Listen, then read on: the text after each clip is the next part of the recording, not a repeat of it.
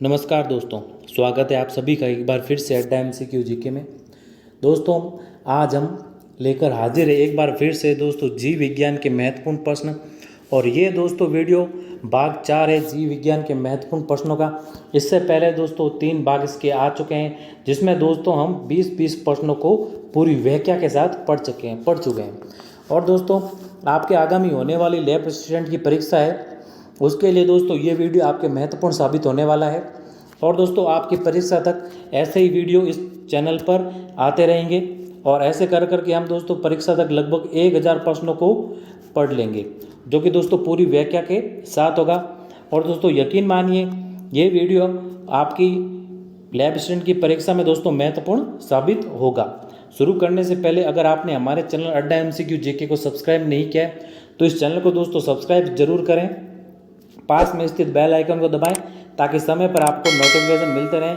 और दोस्तों, एक वीडियो को लाइक तो बनता है, और दोस्तों वीडियो को लाइक भी कीजिएगा और अपने दोस्तों के साथ शेयर कीजिएगा।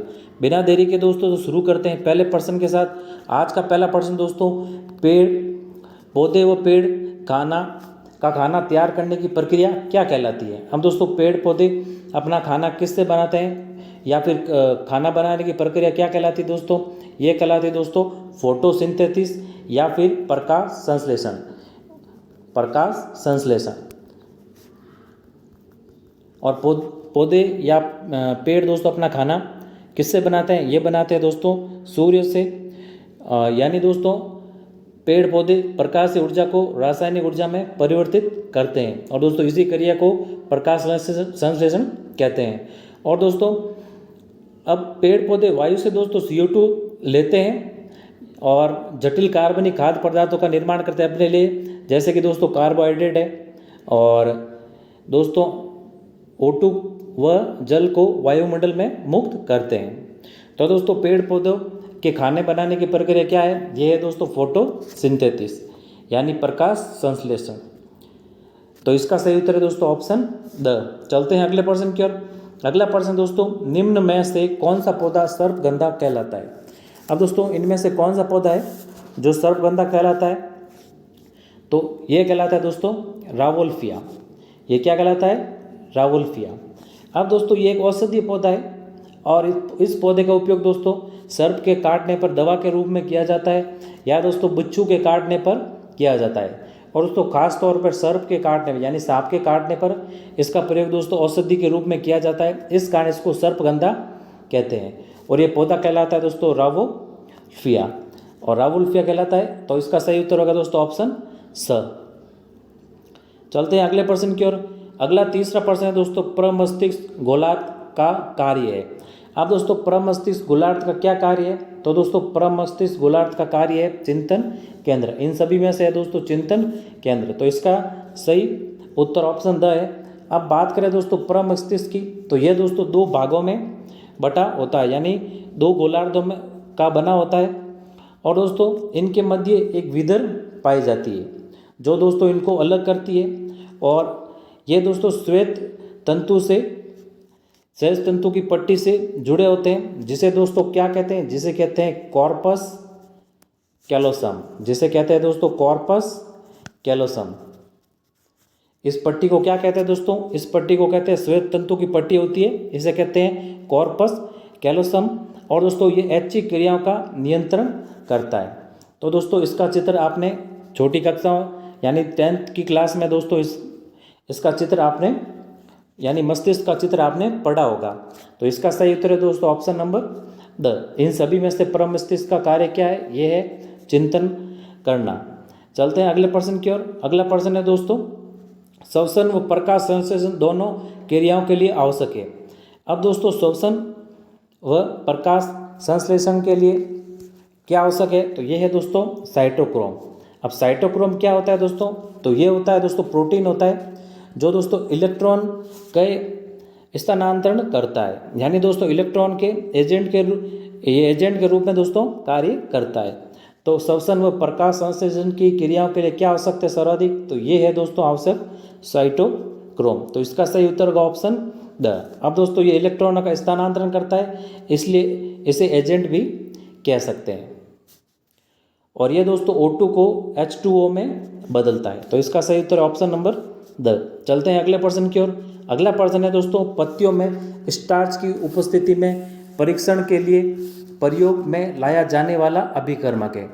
तो दोस्तों ये प्रयोग दोस्तों 11th या 12th की क्लास में दोस्तों आपने किया होगा, जो चावल के दोस्तों पानी से किया गया था और उसमें 2-3 आयोडीन विलियम की बूंदें डालने पर उसका रंग नीला हो गया था। उसी प्रकार ये परीक्षण दोस्तों, और ये भी परीक्षण है जो पत्तियों में स्टार्च की उपस्थिति के परीक्षण के लिए किया जाता है। तो इस अभिकर्मक को क्या कहते हैं, ये है दोस्तों आयोडीन विलयन द्वारा। अब दोस्तों आयोडीन विलयन स्टार्च में डालने पर ये दोस्तों ये विलयन नीले रंग का हो जाता है। तो ये स्टार्च की उपस्थिति को दर्शाता है। तो इसका सही उत्तर है दोस्तों ऑप्शन द। स्टार्च की उपस्थिति के लिए किस विलयन का प्रयोग या किस अभिकर्मक का प्रयोग किया जाता है, तो ये किया जाता है आयोडीन अभिकर्मक का। तो इसका सही उत्तर है option number A, option number अ। चलते हैं अगले प्रश्न की ओर। अगला प्रश्न है दोस्तों, निम्न में से कौन सा तत्व प्रोटीन संश्लेषण में अनिवार्य है। अब दोस्तों इन सभी में से कौन सा तत्व है जो प्रोटीन संश्लेषण के अनिवार्य है, तो ये है दोस्तों नाइट्रोजन। क्योंकि दोस्तों वैसे तो हमारे वायुमंडल में नाइट्रोजन की उपस्थिति की बात करें तो नाइट्रोजन की उपस्थिति कितनी है, सर्वाधिक है, यह है दोस्तों 78%। अब दोस्तों नाइट्रोजन भी जीवन में आवश्यक भूमिका रखता है, जैसे कि दोस्तों प्रोटीन है या फिर जो अनुवांशिक पदार्थ है डीएनए आरएनए, और दोस्तों वायुमंडल से सीधा उपयोग जीव इसको नहीं कर सकते। अब इसके लिए नाइट्रेट या नाइट्रेट के रूप में परिवर्तित करने की इन्हें आवश्यकता होती है। तो प्रोटीन संश्लेषण के लिए कौन सा अनिवार्य है, तो नाइट्रोजन सर्वाधिक अनिवार्य नहीं। तो इसका सही उत्तर है ऑप्शन ब। तो ये बात करेंगे दोस्तों, ये पौधों में दोस्तों प्रोटीन संश्लेषण के सर्वाधिक अनिवार्य क्या है, तो ये है नाइट्रोजन। तो इसका सर्वाधिक इसका सही उत्तर है दोस्तों ऑप्शन नंबर ब। चलते हैं अगले प्रश्न की ओर। अगला 7वां प्रश्न है दोस्तों, सूची 1 को सूची 2 से सम्मिलित कीजिए। अब दोस्तों सिलिकॉन कार्बाइड का प्रयोग किसके लिए किया जाता है, तो ये किया जाता है दोस्तों कृत्रिम हीरे के लिए। अब दोस्तों इस प्रकार के प्रश्नों को करने के लिए अ, ब, स और द इस प्रकार लिख लीजिए। अब दोस्तों अ के नीचे क्या आएगा, अ के नीचे आएगा दोस्तों 3 नंबर। सिलिकॉन कार्बाइड का प्रयोग किसके लिए किस में किया जाता है, ये भी किया जाता है कृत्रिम हीरे के रूप में। अब कार्बनिक तंतु का प्रयोग ये किया जाता है दोस्तों वायुयानों में। तो ब के नीचे आएगा दोस्तों 4 नंबर। और कार्बन डाइऑक्साइड ये दोस्तों प्रकाश संश्लेषण में, तो स के नीचे आएगा 1 नंबर।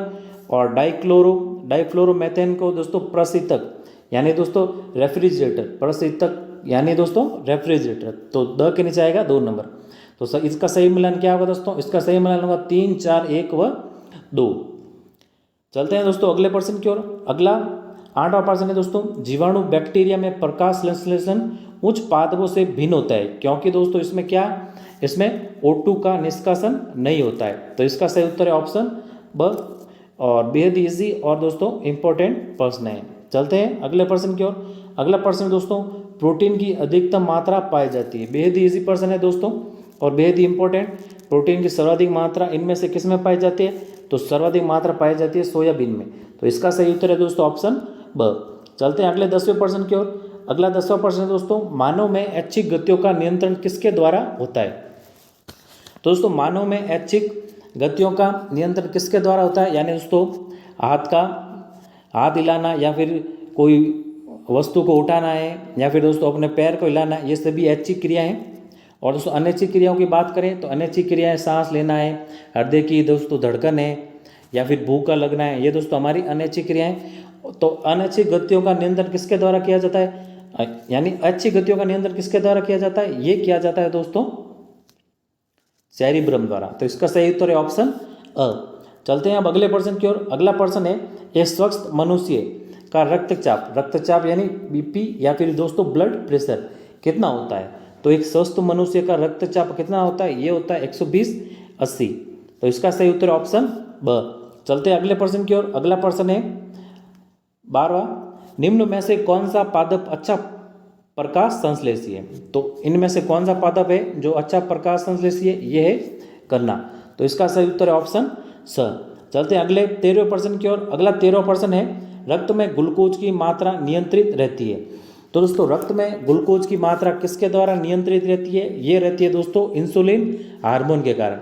जो दोस्तों शरीर में ग्लूकोज को अवशोषित करता है और दोस्तों उसमें उसको ऊर्जा के रूप में बदलता है। तो इसका सही उत्तर है ऑप्शन द। अब दोस्तों शुगर के रोगियों में इंसुलिन हार्मोन की कमी हो जाती है, जिसके कारण उनके शरीर में ग्लूकोज की अधिकता बढ़ जाती है और दोस्तों उनके शरीर में शुगर की मात्रा को कम करने के लिए दोस्तों इंसुलिन प्राकृतिक रूप से बाहर से दिया जाता है। तो इसका सही उत्तर है दोस्तों ऑप्शन द कि रक्त में ग्लूकोज की मात्रा को नियंत्रित कौन करता है, ये करता है इंसुलिन हार्मोन। तो इसका सही उत्तर ऑप्शन द है। चलते हैं अब अगले प्रश्न की ओर। अगला प्रश्न है उच्च रक्तचाप की अवस्था को कहते हैं। अब दोस्तों उच्च रक्तचाप यानी हाई ब्लड प्रेशर, तो इस अवस्था को क्या कहते हैं? इस अवस्था को कहते हैं हाइपरटेंशन। और स्वस्थ मनुष्य का रक्तचाप कितना होता है? ये होता है 120/80। चलते हैं अब अगले प्रश्न की ओर। अगला प्रश्न है दोस्तों शरीर का तापक्रम कहाँ नियंत्रित होता है? अब शरीर का तापक्रम कहाँ नियंत्रित होता है दोस्तों? तो ये होता है हाइपोथैलेमस में। और दोस्तों हमारे शरीर के सामान्य तापमान की बात करें तो हमारे शरीर का सामान्य तापमान कितना होता है? ये होता है 37 डिग्री सेल्सियस। परीक्षा की दृष्टि से दोस्तों ये भी एक महत्वपूर्ण प्रश्न बन सकता है कि शरीर का सामान्य तापमान कितना होता है? ये होता है 37 डिग्री सेल्सियस। और शरीर का तापमान कहाँ नियंत्रित होता है? ये होता है हाइपोथैलेमस में, यानी इसका सही उत्तर है ऑप्शन स। अब चलते हैं अगले प्रश्न की ओर। अगला 16 प्रश्न है दोस्तों आम किस कुल से संबंध रखता है? अब दोस्तों आम की बात करें तो आम किस कुल से संबंध रखता है? ये रखता है दोस्तों एनाकार्डियेसी कुल से। तो इसका सही उत्तर है ऑप्शन द। अब दोस्तों आम के वानस्पतिक नाम या दोस्तों वैज्ञानिक नाम की बात करें तो इसका वैज्ञानिक नाम होता है दोस्तों मैग्नीफेरा इंडिका। इसका वैज्ञानिक नाम क्या होता है? इसका वैज्ञानिक नाम होता है मैग्नीफेरा इंडिका। तो इस प्रश्न का सही उत्तर है ऑप्शन द कि आम किस कुल से संबंध रखता है? ये रखता है दोस्तों एनाकार्डियेसी कुल से।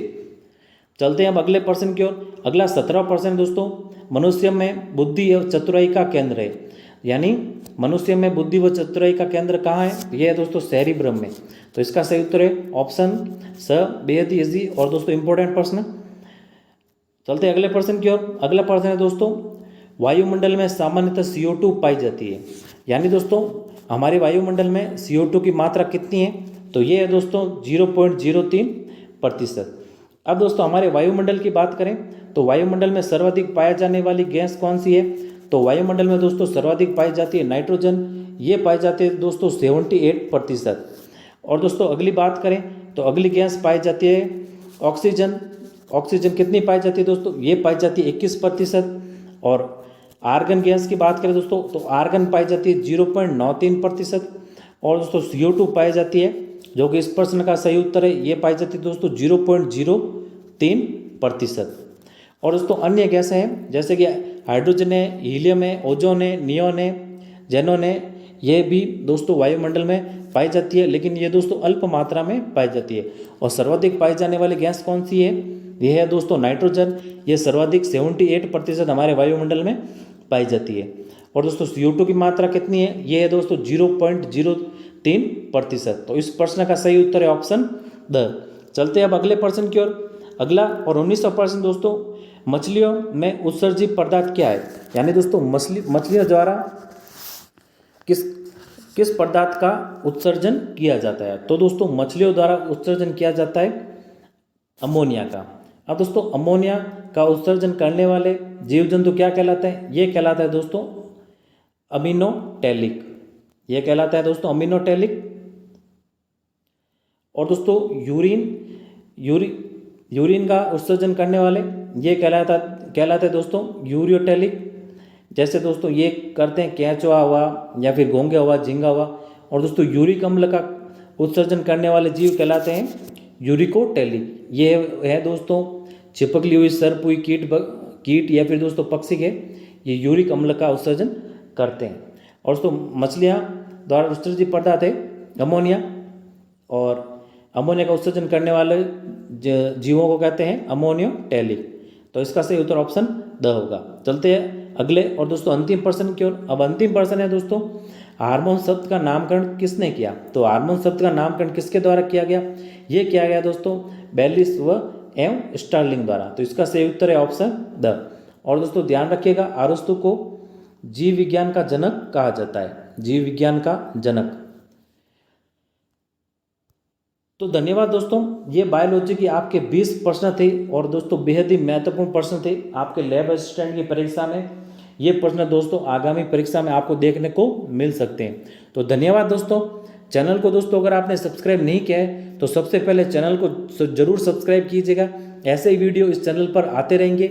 और दोस्तों वीडियो पसंद आया है तो इस वीडियो को लाइक कीजिए, अपने दोस्तों के साथ ज़्यादा से ज़्यादा शेयर कीजिए। मिलते हैं कुछ ऐसे ही प्रश्नों के साथ, और दोस्तों इसका पार्ट 5 भी जल्दी आने वाला है। मिलते हैं ऐसे कुछ नए प्रश्नों के साथ, तब तक के लिए जय हिंद, वंदे मातरम।